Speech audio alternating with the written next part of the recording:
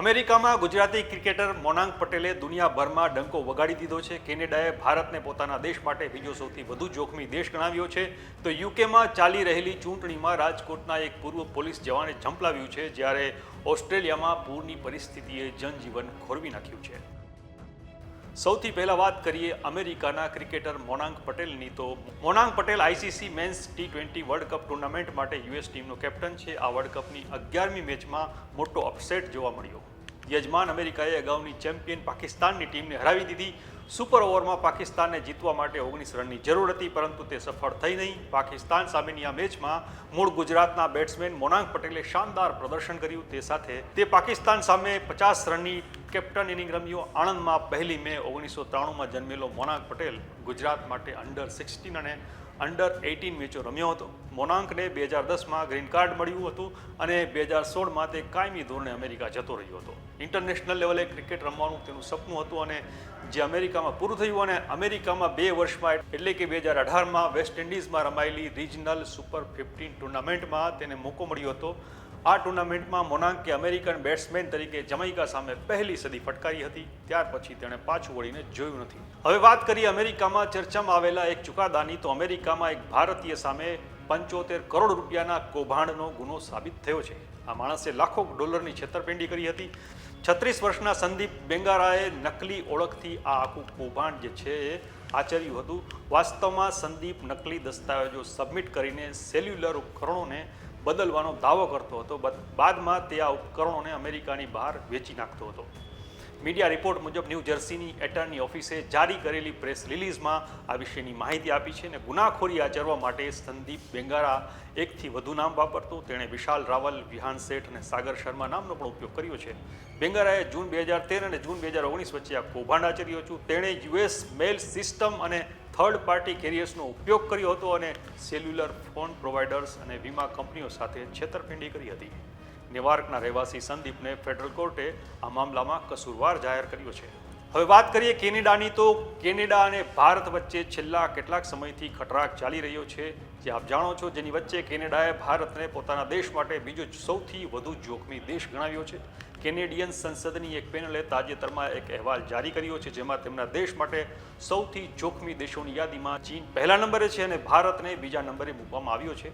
આપણે જાણીએ છીએ કે ખાલિસ્તાની આતંકવાદી હરદીપ નિજ્જરની હત્યામાં ભારતનો હાથ છે, એવો કેનેડાએ અગાઉ આક્ષેપ કર્યો હતો. અને ત્યારથી બંને દેશો વચ્ચે જે છે રાજદ્વારી સંબંધો જે છે એ બગડેલા છે. અને એવા સમયે આ અહેવાલ આવ્યા છે, ત્યારે એના કારણે બંને દેશોના સંબંધો વધુ બગડે એવી શક્યતાઓ જોવાઈ રહી છે. બીજી તરફ રાહતની વાત એ છે કે કેનેડાના વડાપ્રધાન જસ્ટિન ટ્રુડોએ સતત 3જી વખત ચૂંટાઈ આવવા બદલ વડાપ્રધાન નરેન્દ્ર મોદીને અભિનંદન પાઠવ્યા છે. કેનેડાના વડાપ્રધાનના ઓફિશિયલ એક્સ હેન્ડલથી ટ્વીટ કરાયું હતું. કેનેડા માનવ અધિકારો, વિવિધતા અને કાયદાના શાસન પર આધારિત સંબંધોને આગળ વધારવા માટે ભારત સરકારની સાથે કામ કરવા માટે તૈયાર છે. ભારત અને કેનેડા વચ્ચે ખાલિસ્તાની આતંકવાદી હરદીપસિંહ નિજ્જર હત્યાકાંડ મામલે ગયા વર્ષથી વિવાદ ચાલી રહ્યો છે. જસ્ટિન ટ્રુડોએ ગયા વર્ષે નિજ્જરની હત્યામાં ભારતીય એજન્સીઓનો હાથ છે એવો આરોપ લગાવ્યો હતો. જોકે ભારત સતત આ આરોપને રદ્દિયું આપી રહ્યો છે. વિદેશ મંત્રી જયશંકરે ત્યાં સુધી કહ્યું હતું કે અમને ક્યારેય કંઈ એવું નથી મળ્યું જે સાબિત કરે કે આમાં ભારતીય એજન્સીનો કોઈ હાથ હોય. હવે વાત કરીએ યુકેની. તો યુકેમાં ચૂંટણી ચાલી રહી છે. 4 જુલાઈના રોજ મતદાન થવાનું છે.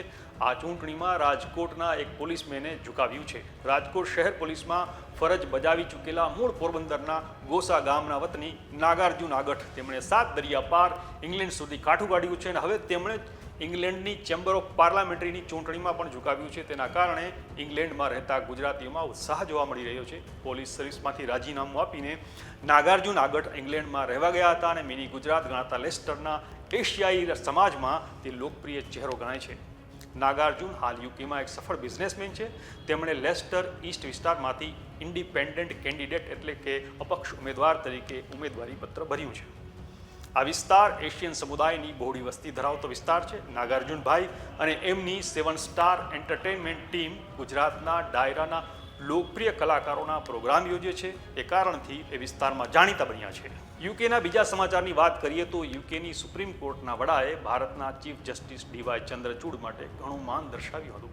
ગુરુવારે જસ્ટિસ ડીવાય ચંદ્રચૂડના ભાષણ માટે તેમણે પોતાની બેઠક ઓફર કરી હતી. ચીફ જસ્ટિસ ચંદ્રચૂડ યુકેની સુપ્રીમ કોર્ટમાં commercial arbitration, shared understanding and development in UK and India આ વિષય પર પ્રવચન આપવા ગયા હતા ત્યારે લોર્ડ રીડે તેમને પોતાની બેઠક ઓફર કરી હતી. આ કાર્યક્રમ યુકેની બંધારણીય અદાલતના પ્રમુખના કોર્ટરૂમમાં યોજાયો હતો. પોતાના ભાષણ દરમિયાન ચીફ જસ્ટિસ ચંદ્રચૂડે ભારતીય ન્યાયતંત્રની પ્રશંસા કરી હતી. તેમણે કહ્યું હતું કે 2023માં હાઈકોર્ટ દ્વારા 2.15 મિલિયન કેસ અને જિલ્લા અદાલતો દ્વારા 44.70 મિલિયન કેસોનો નિકાલ કરવામાં આવ્યો હતો.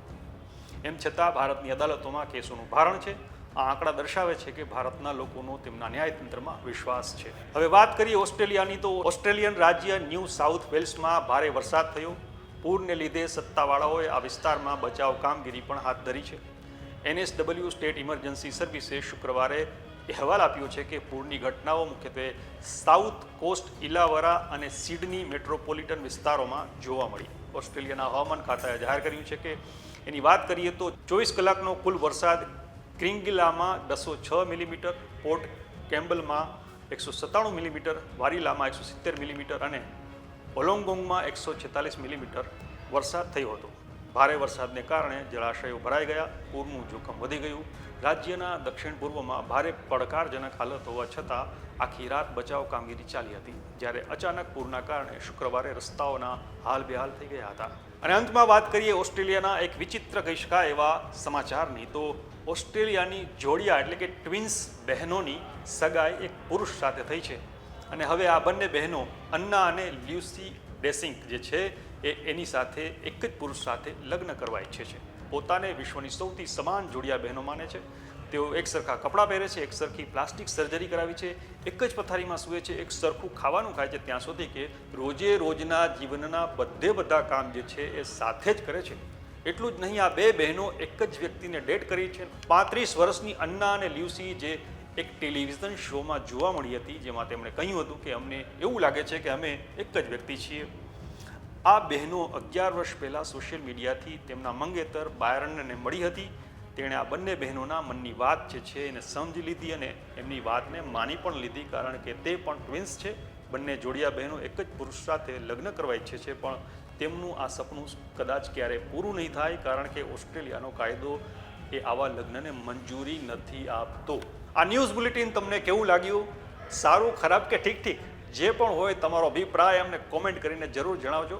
આપણે ફરી મળીશું વાઇબ્સ ઓફ ઇન્ડિયા પર.